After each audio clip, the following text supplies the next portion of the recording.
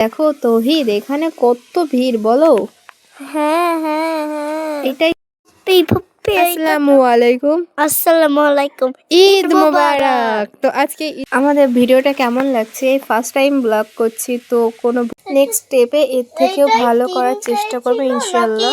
কমেন্টে কোনো উল্টোপাল্টা কথা বলবে না। তো আমরা এটা ঘুরছি, কোথায় ঘুরছি এটা বলবেন।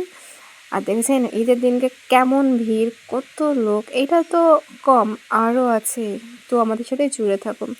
তো আমরা 3 জনা যাচ্ছি, আমি, দাদা, ভাবি আর আমাদের ছোট্ট বেবিটা। তো আশা করি অনেকে হাওড়া থেকে দেখছেন, তো হাওড়া থেকে দেখছেন তাদেরকে বললি ঈদ কেমন কাটলো।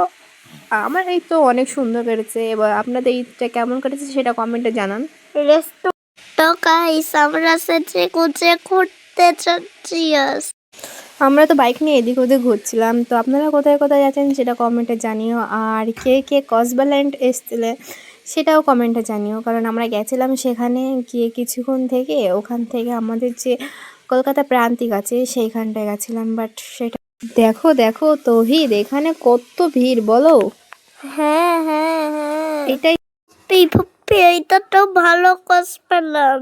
দেখেন কত কত লোক, কত কত ভিড় গাইস। ওখানে অনেক ভিড় ছিল, তো ওখান থেকে চলে আমরা আবার যাচ্ছি হাওড়াতে। হাওড়া থেকে এবার আমরা যাব কলকাতা প্রান্তিক রেস্টুরেন্ট। তো তৌহিদ, তোমার ঈদ কেমন কাটলো? অনেক ভালো। আপনাদের ঈদ কেমন কাটলো?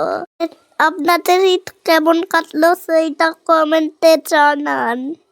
তো হাওড়ার মেলা এবার থেকে শুরু হবে, কে কে আসছেন সেটা কমেন্টে জানাবেন, কারণ আমিও যাচ্ছি, আপনারাও আসেন।